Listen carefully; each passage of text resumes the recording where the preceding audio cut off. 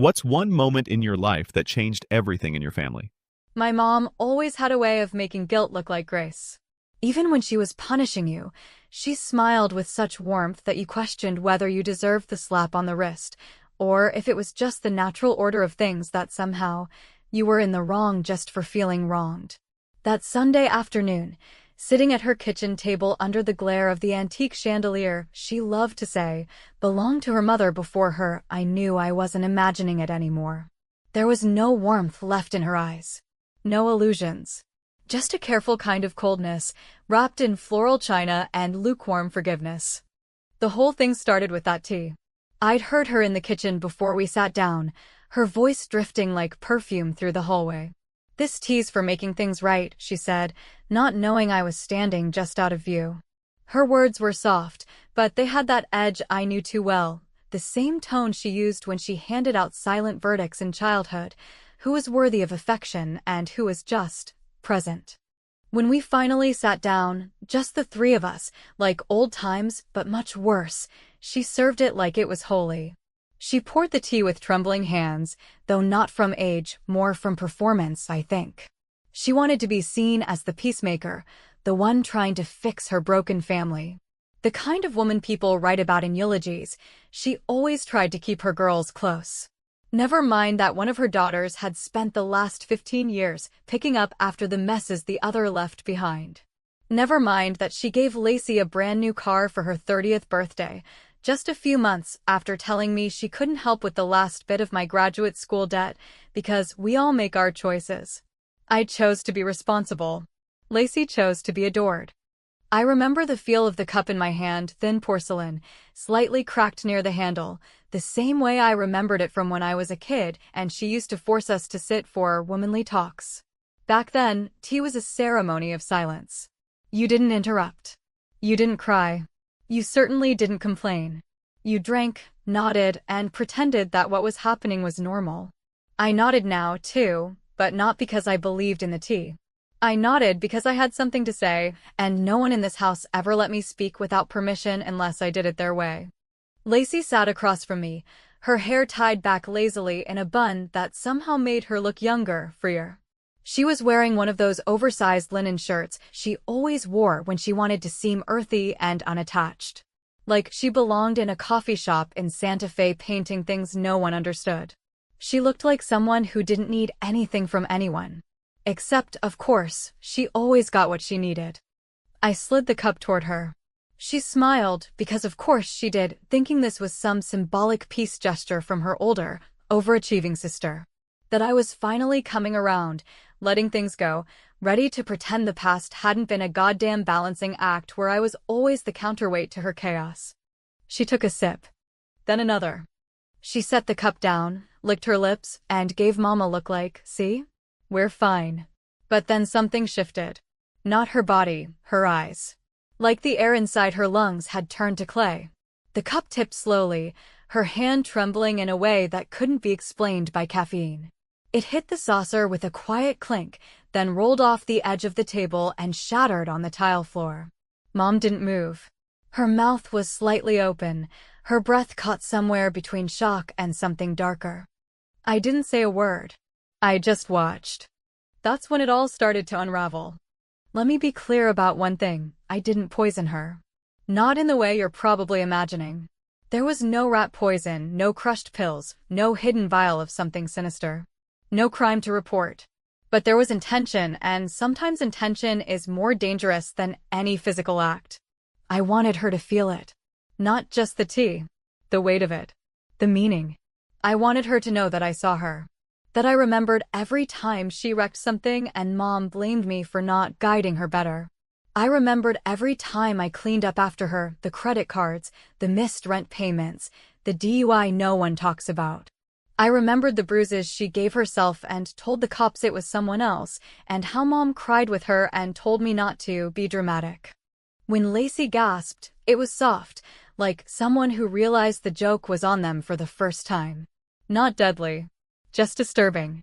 Like maybe something was finally sinking in.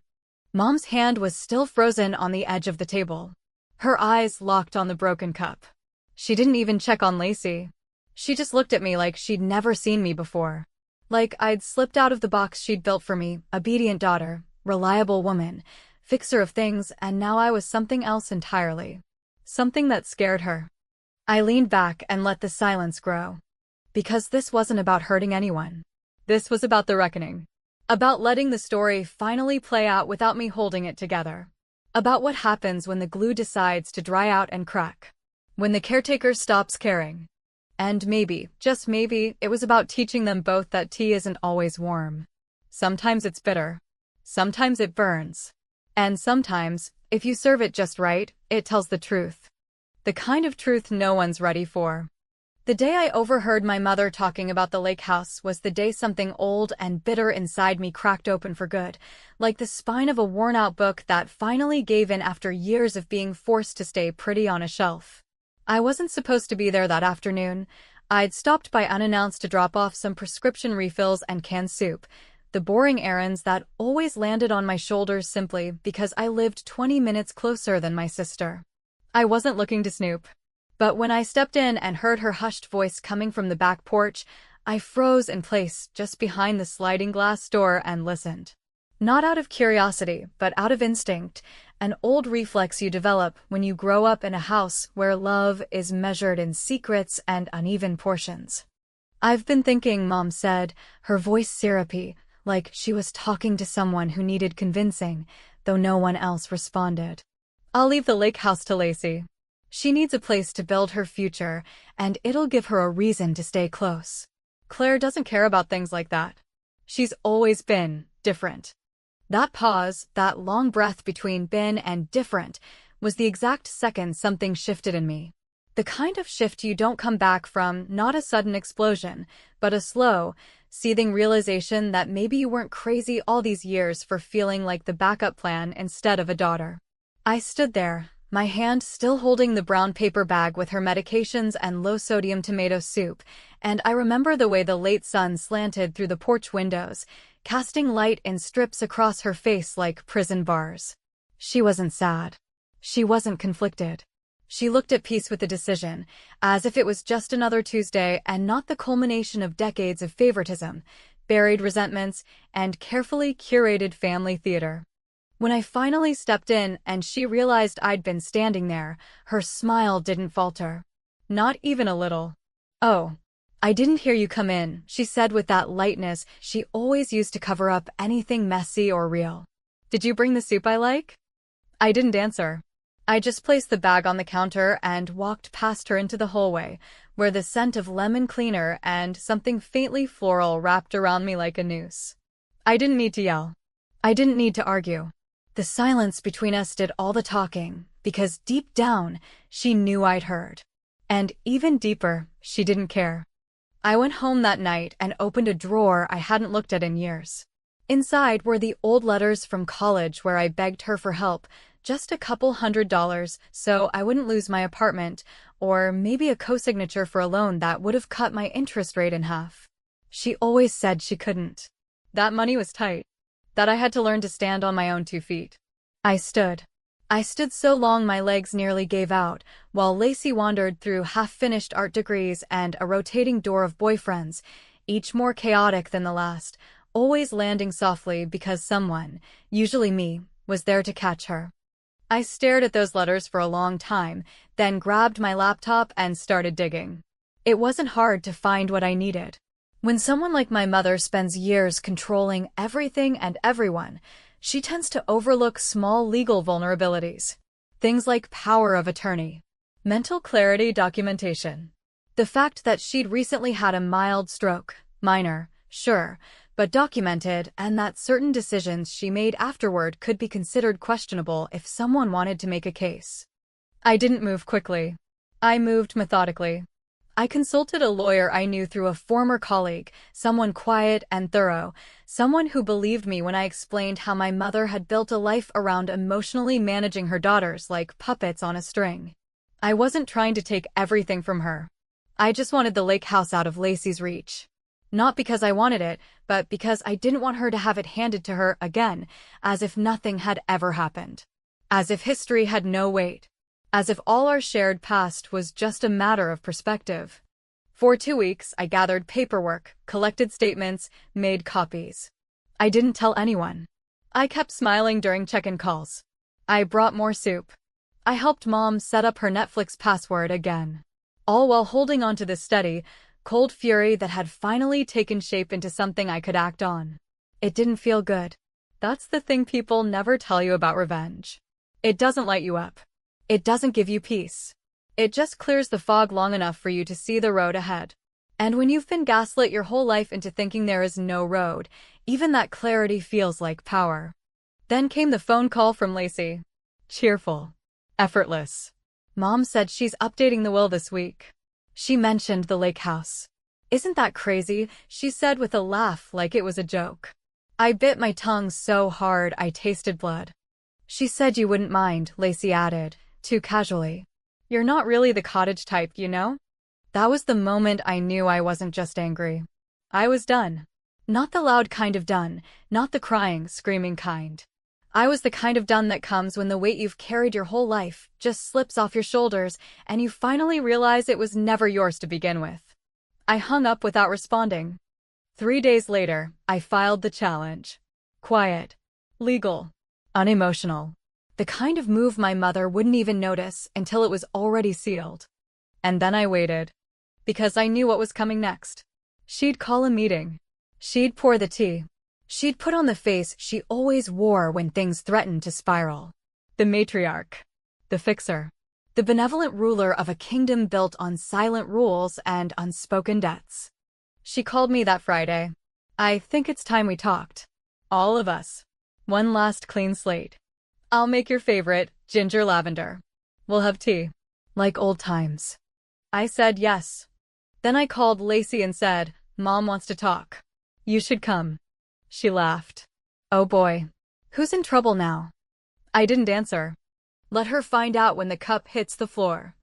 There is a certain weight to silence when it isn't just absence of sound, but rather the presence of everything unspoken hanging in the air like thick humidity before a summer storm, pressing down on your chest and making it harder to breathe, harder to think, harder to do anything except sit in that stillness and wonder how you got there.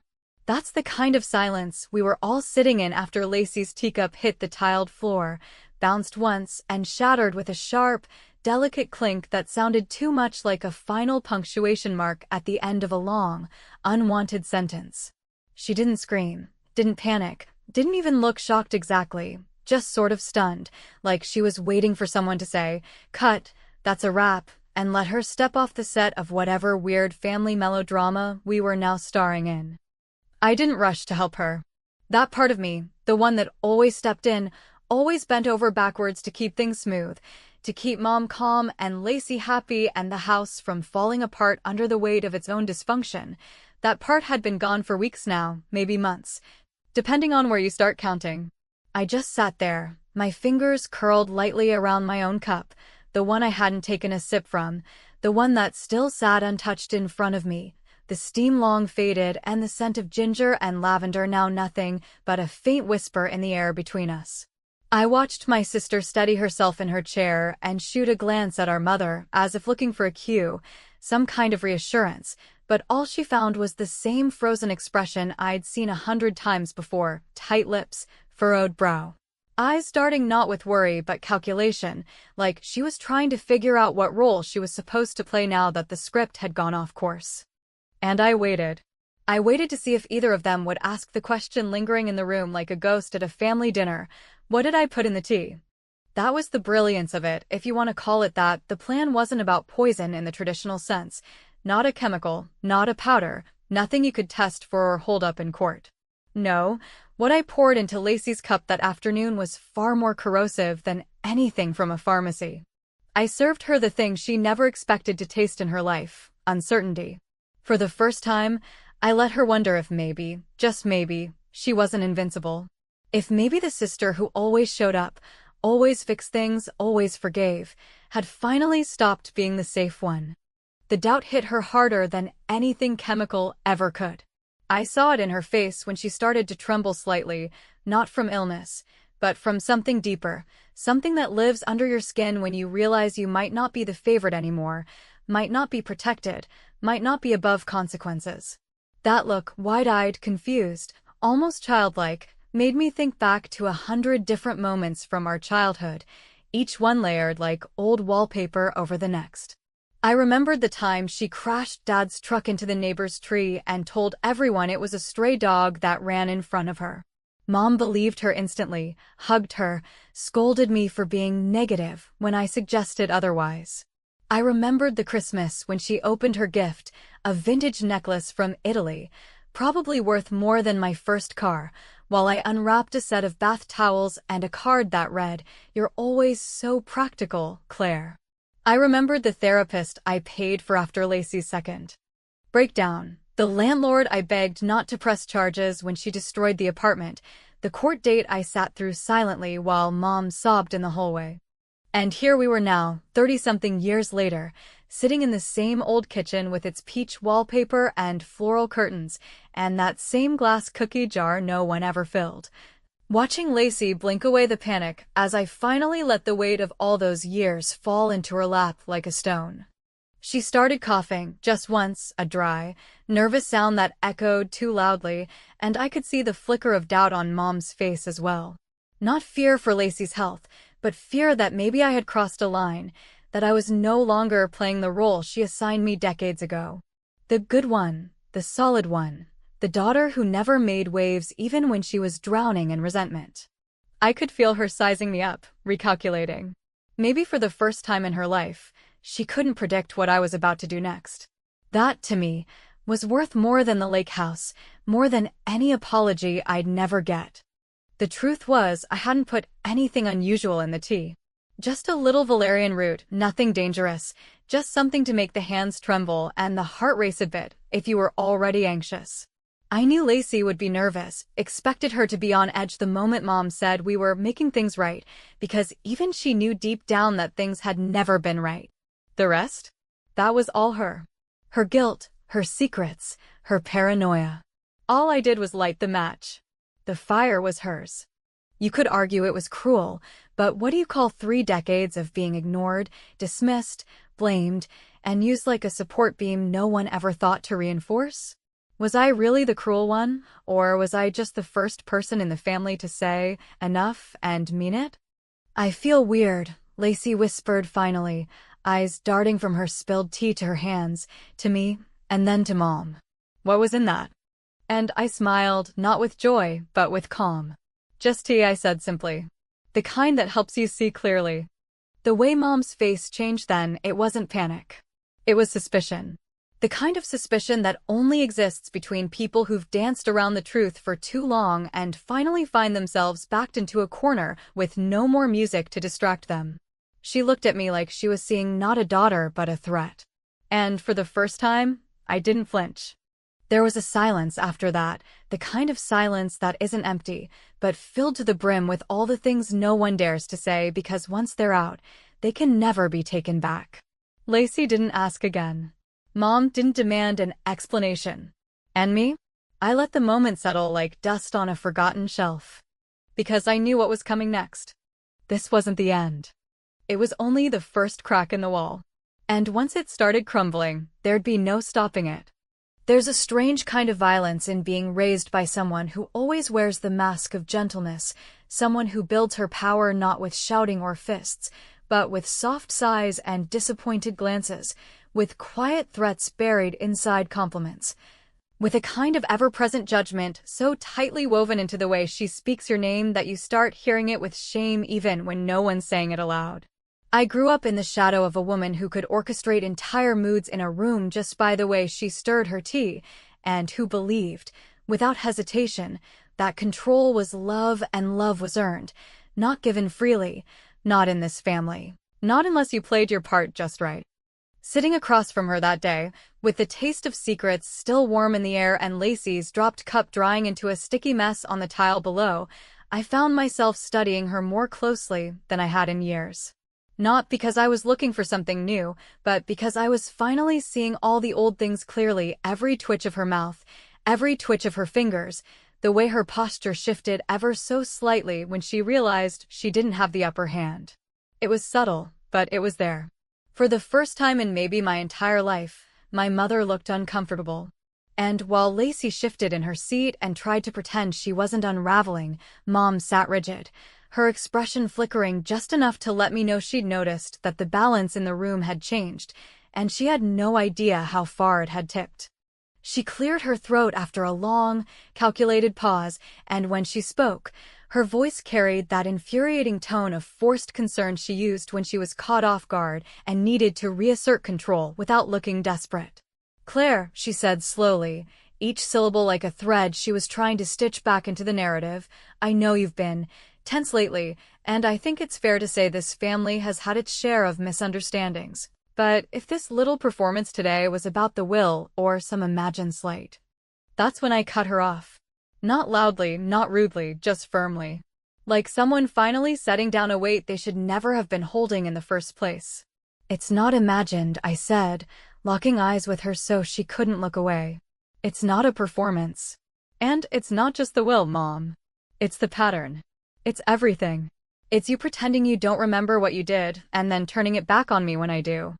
For a moment, I thought she'd lash out, raise her voice, stand up, throw a guilt-trip grenade the way she always did when the truth got too close. But instead, she smiled. That smile, the one I knew from my childhood, the one that used to convince my teachers that I was just a shy, overly sensitive girl and not a child quietly unraveling under the weight of invisible expectations. "Claire," she said again, with that soft, weaponized voice, "you've always been so dramatic." Lacey shifted beside me, still pale, still quiet, trying to fade into the wallpaper, trying not to get caught in the crossfire now that it was clear this was no longer about her. But I wasn't going to let her disappear, not this time. I turned to her, my voice steady but low, and said, "Do you remember when I got that scholarship to Northwestern and Mom told me I couldn't go because she needed help with bills after Dad died? Do you remember how she said it was just a few years and she'd make it up to me?" Lacey blinked. Yeah, but we were all going through it then. That was a hard time." I nodded. "It was hard. And I stayed. I took night classes. I worked full-time. I paid rent. And when you dropped out of your third college and wanted to go find yourself, Mom gave you $5,000 and her blessing." That part made Lacey wince, and for once, she didn't have anything to say. Not because she disagreed, but because she couldn't pretend she didn't remember. "And when I needed help with my first car," I continued, my voice harder now, more focused, "Mom said she couldn't afford it. Said I needed to learn responsibility. But when you wrecked your second one, she co-signed the loan for your replacement. You were 29. Silence again. Heavier now. No one moved. Mom's smile had faded into something brittle and forced, the kind of expression people wear when they're still clinging to the hope that a well-timed denial will make the whole thing go away. "You always played favorites," I said, this time turning back to her. "You always treated me like the insurance policy. The one who would fix things. Carry the weight. Forgive you, even when you didn't ask." And then, slowly, deliberately, I reached into my bag and pulled out the folder. It was thick with paperwork, notarized forms, official letters. I slid it across the table toward her like a quiet bomb, knowing exactly what it would detonate. "What's this?" Mom asked, though she already knew, her fingers hesitating at the edge of the manila envelope like it might bite. "That's the new arrangement," I said plainly. "The lake house is no longer going to Lacey. And you're no longer the sole executor of the estate." Her eyes narrowed. "You had no right." "I had every right," I interrupted, and my voice didn't shake. "Because you've been making choices based on guilt and manipulation, not logic or fairness. And I have proof that you weren't in full capacity when you made those decisions." I let that sink in. Watched her fume quietly, trying to decide whether outrage or victimhood would work better. She went with victimhood, always her favorite. "After everything I've done for you." I laughed, not cruelly, just tired. "What you've done for me? You used me, Mom. You kept me close so you could lean on me when it was convenient and ignore me when it wasn't. You raised me to think love had to be earned, and that if I worked hard enough, stayed quiet enough, gave enough, I might get a slice of the affection you handed Lacey like candy." There were tears in her eyes now, but I didn't trust them. Not anymore. I stood up. Slowly. the folder still sitting in front of her like a mirror she didn't want to look into. "I'm not angry anymore," I said, and it was true. "But I'm done pretending. Done playing my part. You can lie to yourself, but I won't lie with you." And as I turned to leave, I looked one last time at Lacey, her face pale, confused, maybe even betrayed. And for a second, I almost softened.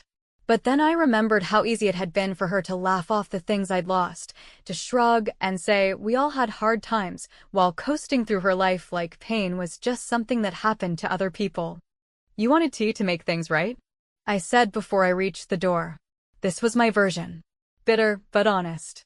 And with that, I walked out, leaving behind the wreckage they had built and blaming me for never sweeping it up fast enough. There's something unexplainable about the moment when revenge finally settles in your bones, not the Hollywood kind, loud and cinematic with slamming doors and broken glass, but the quiet, suffocating stillness that comes when you've said all there is to say, burned every polite bridge, and are now forced to sit with the aftermath of a truth that's no longer ignorable, no longer buried beneath obligation or family tradition or the thousand little excuses we feed ourselves to avoid calling cruelty by its name. It doesn't feel like triumph. It doesn't feel like power. It feels like weight. Heavy and permanent.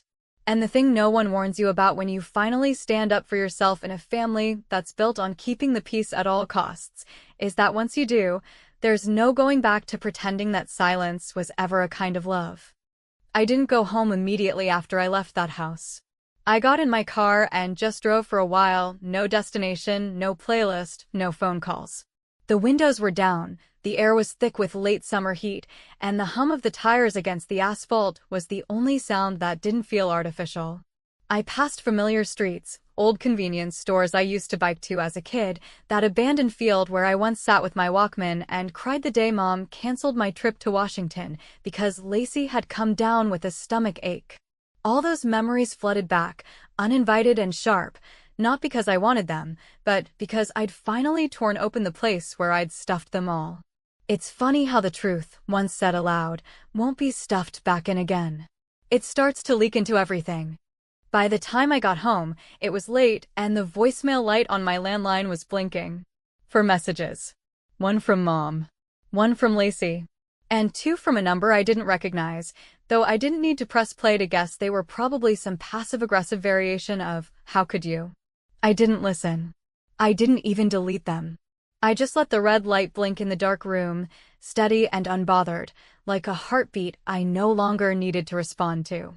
The next day passed in a strange haze, part grief, part freedom, part emptiness that I couldn't quite name.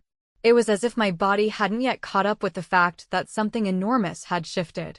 I wandered through my own house like a guest, touching picture frames, watering plants I'd forgotten for days, folding laundry I didn't remember washing. I wasn't sad. I wasn't even relieved. I was just still. For the first time, I wasn't bracing for the next emotional landmine, the next guilt-drenched phone call, the next subtle dig disguised as motherly advice. That absence was its own kind of disorientation. It wasn't until late afternoon that the knock came. 3 soft taps on the door, hesitant, familiar. I knew it was her before I even looked through the peephole. Lacey stood there, holding a tote bag against her hip like a shield, her face blotchy and tight from what I assumed was a long, frustrating cry. She didn't look furious, though. She looked wrecked. And maybe, in some dark, worn-out corner of me, that felt like a balance finally settling itself, but I didn't smile. I just opened the door and let her in wordless, because what was there to say? She sat on the edge of my couch like someone visiting a stranger's home, arms crossed, shoulders hunched, eyes darting.